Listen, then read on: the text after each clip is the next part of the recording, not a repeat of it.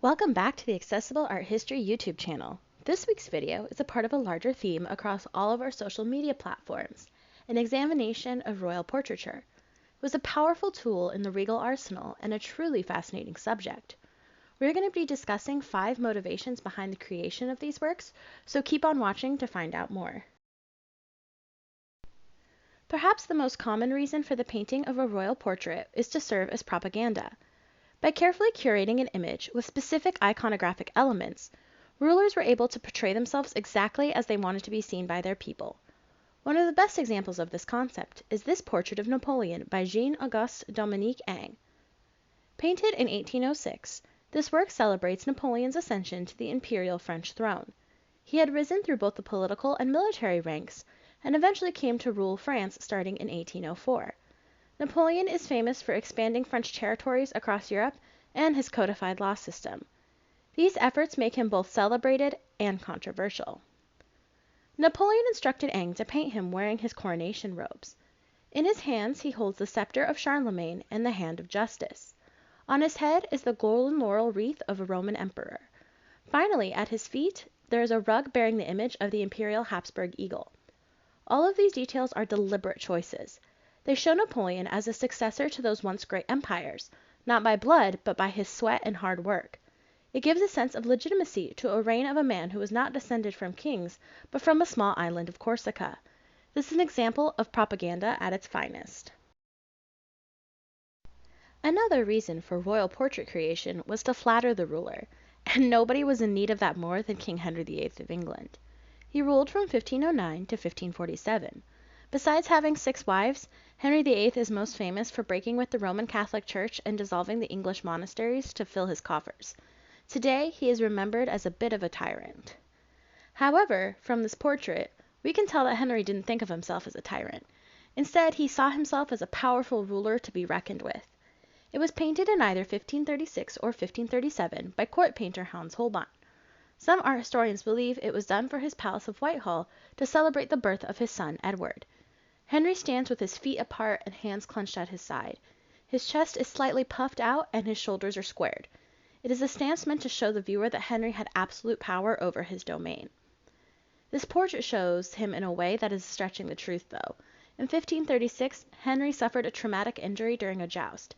It would leave him partially crippled when an ulcer developed on his leg. This led him to be morbidly obese over the next 10 years until his death. So, Henry must have instructed Holbein to paint him looking healthier than he actually was. Finally, the most obvious bit of flattery in this work is the exaggerated codpiece. This is a pouch that was situated over the genitals in male clothing. Around the time of Henry's reign, it had become popular to wear larger, more noticeable codpieces. Henry's is almost the direct center of this work. The viewer can't escape it. It's a proclamation of his fecundity.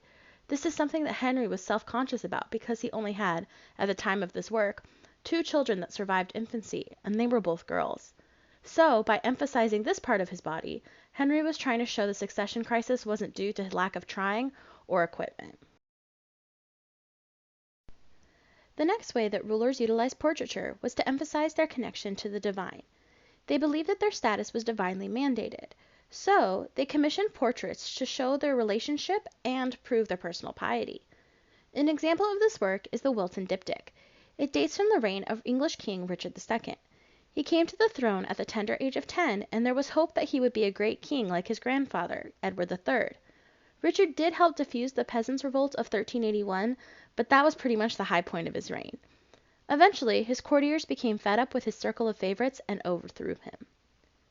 This piece dates from a few years before Richard II was ousted. The left panel shows him being presented to the Virgin Mary, Christ Child, and a choir of angels. 3 saints stand behind him, his personal patron John the Baptist, and the 2 English king saints, Edmund the Martyr and Edward the Confessor. By including them, Richard is making a point to connect himself to the great rulers of the past.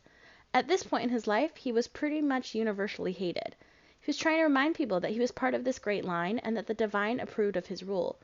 It clearly didn't work too well because he was kicked off the throne only a few years later. Perhaps the most obvious reason for royal portraits was to create a historical record. Photography is a fairly recent invention, so paintings were the only way rulers had to show their image to later generations. And an advantage of this was being able to manipulate their image so that their portrayal was exactly how they wanted to be remembered. A master of this style is King Louis XIV of France. He is perhaps one of the most famous monarchs in European history. Known as the Sun King, his reign lasted nearly 73 years. He believed in the divine right of kings and has come to symbolize the concept of an absolute monarchy. Louis XIV ascended the throne at the age of 5, and his mother Queen Anne ruled until he reached his majority. During his reign, Louis focused on increasing the power of the monarchy through the creation of a more centralized government, forcing the nobles of France to live with him under the ostentatious roof of Versailles, and revoking the Edict of Nantes to unify France under Catholicism. This portrait of Louis XIV is perhaps the most famous of the more than 300 paintings of him. It was painted in 1701 by court artist Hyacinthe Regard. This work shows Louis in his coronation garb. His clothes are clearly well made with a weight to them. They are marked with the fleur-de-lis, the traditional symbol of France. He holds the sword of Charlemagne as a symbol of his descent from the great king. Finally, there is an emphasis on his legs. They are proudly displayed and framed by his robes. It is a portrait of a confident ruler, safe in his absolute power. Each feature is carefully crafted to show Louis XIV in the best possible way, with less regard to if it is a truthful rendition. Finally, we are going to discuss how rulers use portraits to show strength of their line succession. A dynasty is only as strong as its heirs. Without them came wars and loss of life. It also helped to give confidence to the people that their country was stable. A great example of this is the portrait of the family of Charles IV by Francisco Goya. Charles IV was not one of the most successful kings of Spain.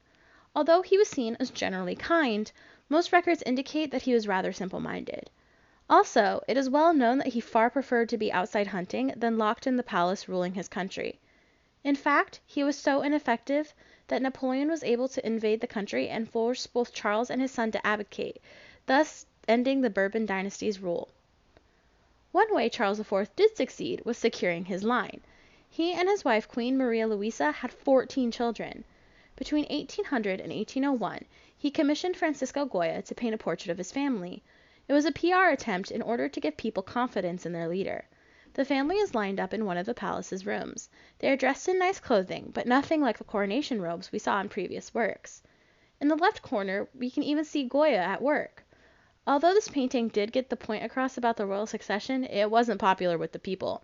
They saw it as making the king look ordinary. In fact, one critic said it made them look like a family of grocers. Portraiture is a powerful tool that nearly all rulers kept in their arsenal. A single piece could communicate a variety of elements about kingship, all of which were essential for the prosperity of a nation.